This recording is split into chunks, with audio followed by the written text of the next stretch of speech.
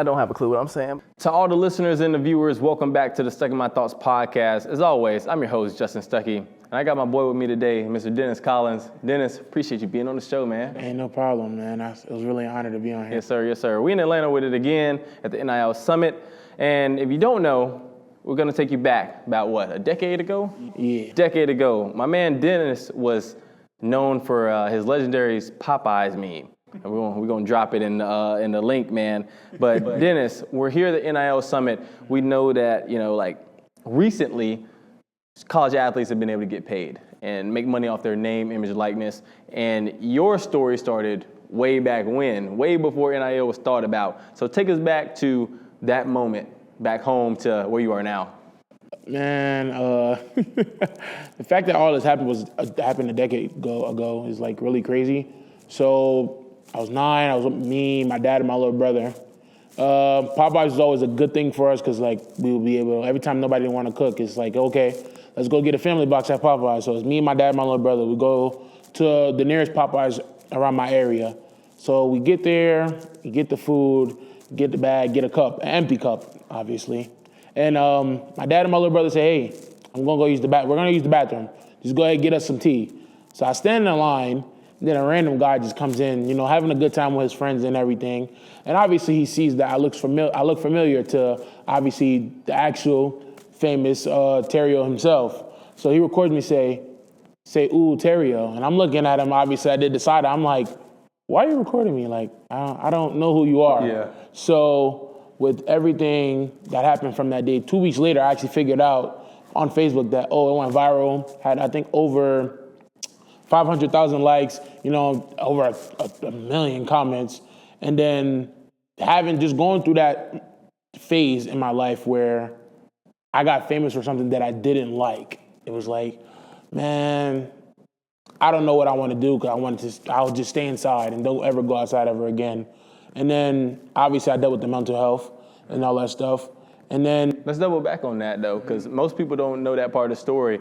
You've had a lot of people here and be like, do the face, do the meme, but there's a lot more to the backstory. Talk about that process going through those mental health battles for something that, started as maybe like a joke, a joke about you. Talk about your mental health struggles with that meme. Yeah, I'm not gonna lie to you, when everything happened, I actually cried the first day I seen it, live on Facebook and everything.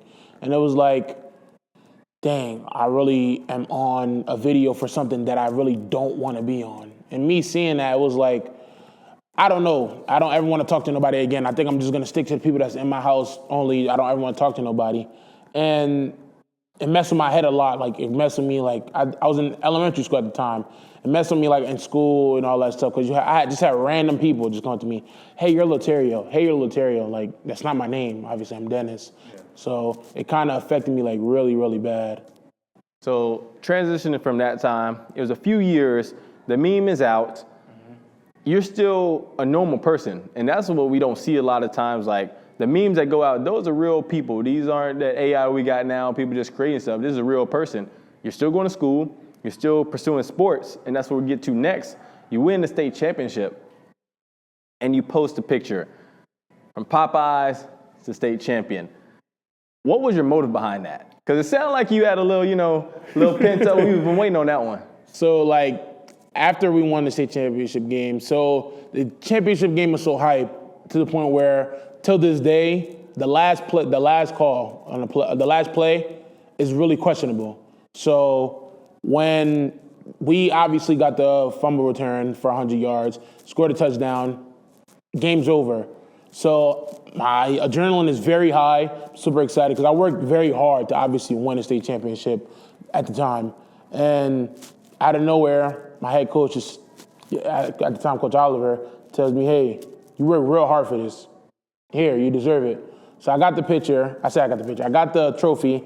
I'm looking at it. I'm enjoying the moment. And then Zone 6, shout out to Zone 6, they came up to me and said, hey, can you do the face for us real quick? You got the trophy in hand. I think this will go really viral. In my head, my adrenaline was so high. It's okay, I'll get it out the way. But in my head, really, it's okay, that would be really funny if this goes viral again. So after they took the picture, man, I'm enjoying my day and all that stuff. Literally later that night, they posted and It just blew up out of nowhere. Yeah.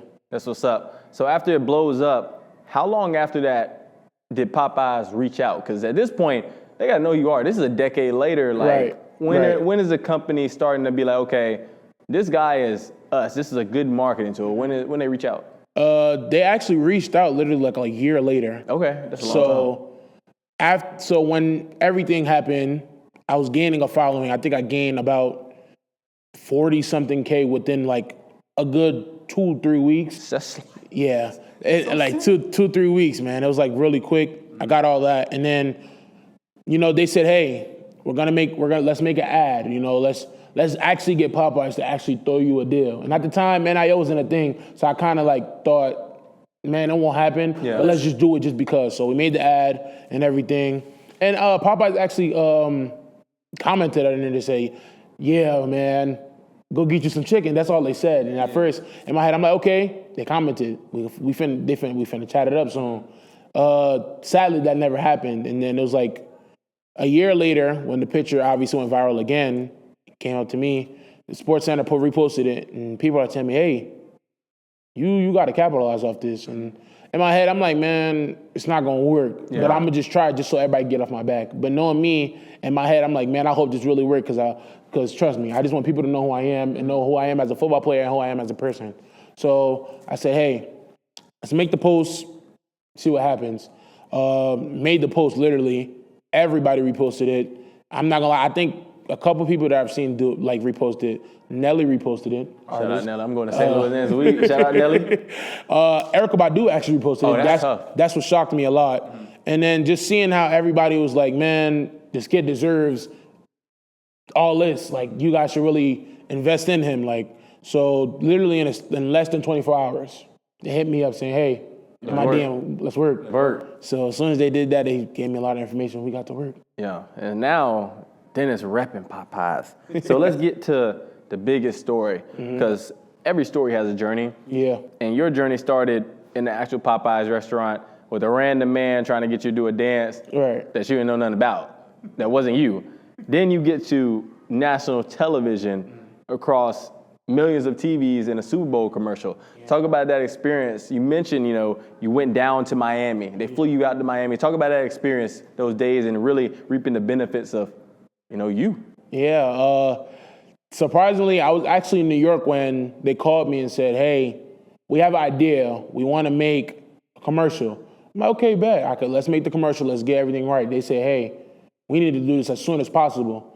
I'm like, why? They're like, oh, we want to get you in the Super Bowl. I'm like, Super Bowl? I'm like, oh, snap. So I was hesitant at first because obviously I didn't want to people didn't know, I don't like getting on planes, but I'm like, okay, this could benefit them and it could benefit me because not a lot of people are on Super Bowl commercials. So I say, okay, let's get it done. Literally that weekend, they fly me down there. I think it was like a late at night Saturday. They text me saying, hey, we got to start shooting early in the morning, 7 o'clock, let's get it done. Yeah. So next morning, it's around like 6, I'm tired. I was doing homework literally the night before. I'm tired, I wake up. They say, hey, let's go, let's get it done. Yeah. So it took, I believe, all day. So I guess I call myself an actor now. I got everything done in less than five or less takes. So I think I'm pretty good at that. Yes, sir. So I got all that done. Book him in a movie soon. Right, yeah. You feel me? Tell him. So I got all that done, and just that day was it was really good because I also met the Popeyes team. Okay. I met them, and they were so cool, and they were happy for me because they believed I deserved everything that I got from them. So it was we love him, we hope to work with him even more, and we wish the best for him. And to be honest, till this day, I still talk to them. From memes to dreams. Yes, sir. Gotta love it. And I gotta ask you this, dude. On my podcast, I like to get real. I don't like the whole interview. We gotta have a convo. Right. What that check was talking about. Man, I really don't like speaking on everything and all that stuff. Yeah, you ain't gotta disclose it. But I could say that it helped my family a lot because we were going through this recently. Actually, we were going through something where my father couldn't obviously, everything he was making, he couldn't just put all of it in our house.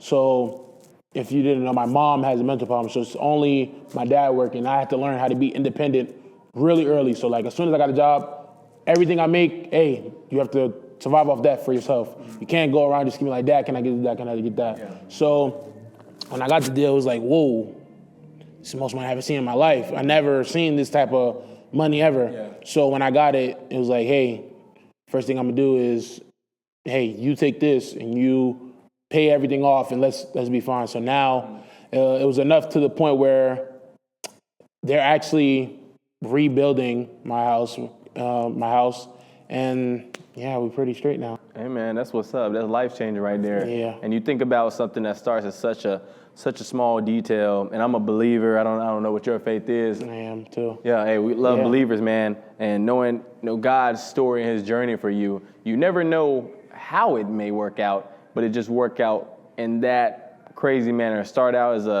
a joke to now you, shoot, ain't no joke no more. Right. No joke in money, and just to be able to have a life-changing moment and a thing for your family, because like I said on my show, I like to be real. That people see you, but they don't know you. Right. And on my show, I want people to get a glimpse of who Dieunerst Collin is, and understanding that, man, you're a real person, you got real aspirations, and you're going through a process to where you're changing your family lives and changing your life, like you said. And the show, obviously, is called Stuck in My Thoughts, and I'm starting a new thing where I ask my guests, what do you get stuck in your thoughts about? It's a lot of things. It's a lot of things, but one thing that does get stuck in my thoughts a lot is obviously my family, because without them, I wouldn't be who I am and where I'm at. So yeah, they're in my thoughts a lot. That's what's up right there. Family guy. Shout out Dieunerst Collin. Yeah. Family man. Family man. So in the long run, you aspire to, have your own family and things like that? Yeah, man. I might sound like my dad right now, but I want like 4 to 5 kids. Okay. It's crazy. That's what's up. I want to get to that space right now. One day. Right now, I got to focus on getting a suitor. I gotta get a girl. Gotta get a girl before you get the wife. You know what I'm saying? Yeah. Yes, sir. Yes, sir. So most people don't know you're still a college athlete. You play at Lake Erie up in Ohio. Division II football. Talk about that process. You're more than just the meme, more than just the Super Bowl commercial. You're a student athlete. Yeah. How has that process been? That transition? Coming out of high school, I wasn't heavily recruited because obviously I didn't put myself out there. I took football serious my sophomore year, and it was to the point where like every time I would go to coaches, they would say, hey, you're really a good player. We want to talk to you and all that stuff. But I never continuously put myself out there. It's like whatever's on the highlight tape, if you like the highlight tape, talk to me. Well, just offer me from there. Yeah. And obviously I had a couple coaches talking to me. I had Ethical talking to me, Morgan State talking to me. It was, it's just a little something. But after the state championship, it was Coach Jackson, who's at Lake Erie. He said, hey, I like your film. I want to get you on a visit. He got me on a visit literally in like 3 weeks. Yeah. And when I went down there, I finally met Coach Bowden. When I met Coach Bowden, he said, I'm Anquan Bowden's brother. I'm like, Anquan Bowden? Really? Yeah. So, and trust me, I'm a big football guy, so I know Anquan Bowden is. And I went on the visit. I talked to him, and he was like, yeah, we liked your film. We think you can really be a good player for our program. And then I was like, okay, I like that, all that stuff. But the first thing I wanted to worry about was what was money looking like, because I love the game and all that stuff, but I have to see if I can go to school for free. Yeah, got to. Because if I didn't, it was going to be more of a struggle for my dad and me as well. So they said, hey, we can toss you this amount and you'll be fine. Oh, yeah. So it was real low. And the fact that they tossed me, I was like, yeah, I like it. So left Ohio, talked to my dad and said, hey, Dad, I'm really considering this school a lot because, one, they let me play the game that I love, and they're sort of paying for school for free. So he said, yeah, I like what you're thinking. Talk to your mom, talk to everybody. It kind of took me a good 4 to 5 days to think about it because I didn't want to just go into it and then make the wrong decision. So I ain't gonna lie to you, I was really excited to the point where we were getting fitted for our varsity jackets because we won the state championship. I literally went there and said, hey, Coach, I'm coming tomorrow. Yeah. I'm not playing, I'm coming tomorrow. So I committed to Lake Erie and he was like, yeah, I'm proud of you. Yeah. So the fact that I worked hard just to get to where I'm at is really crazy. That's what's up. And this whole episode has really been talking about things that are life-changing. talk about the life-changing, Super Bowl check, life-changing scholarship check. And we're in a society now, man, where a lot of people will look at, we want to be D1. We want to aspire to be in the SEC. Not everybody is at that level or reaches that level, but that's not where the story ends. I have friends who are at the Division III level, Division II level, and Division I level. If you have an opportunity and somebody's willing to give it to you and take away all that college tuition, you got to go for it. Right. We can't get caught up in, what made somebody else think, or am I like this person? Because we're in a world of comparison. Yeah. But you really have to embrace your own story, and that's what the whole concept of what I feel like this weekend has been about. We got all these different student athletes coming together, embracing their story. Everybody has a different story. If this didn't happen, we would have never met, right. which is crazy. But our stories are different, but they all make us the same in a way. And that's what the biggest thing that I like to highlight in everybody I encounter, everybody I meet, everybody I get to sit down and talk to. And just hearing your story, man, we've known each other for 2 days, right. and you're still continuously learning more, man. Right. We chopped up in the hotel room before we came down here, and just hearing your story, man, is really inspiring. And the last thing I'll ask is, Dieunerst Collin, you got Popeyes, you got football, you got school, you got your family, you got you. What do you want your impact on the world to be when it's all said and done, your legacy? To be honest, I really want people to know me as Dieunerst, the funny guy, the cool guy, the guy that you could come to and talk to about anything, and the guy who's really caring, because I don't want to be the type of person where, okay, I was famous when I was little, that's cool. Now I'm starting to make a living off of everything that's going on, and then, switch up and be like, I'm a celebrity, I don't want to talk to you. This is why when people say, oh my God, you're famous, you're a celebrity. I tell them I'm not, because if I was, trust me, I have security. I would be on a time where I don't want to talk to nobody. I'm still a normal guy. It's just I'm kind of well known around, like, I don't know, maybe 1.3% of the world, but I want to make it 100 before I pass away. Yeah. So I just want to be known as just like that. That's what's up, man. Hey, bro, I appreciate you taking the time to be on the show. Thank you. All y'all watching the show, we back for all the episodes. So make sure y'all like, comment, subscribe. We're going to catch y'all for the next episode. We out.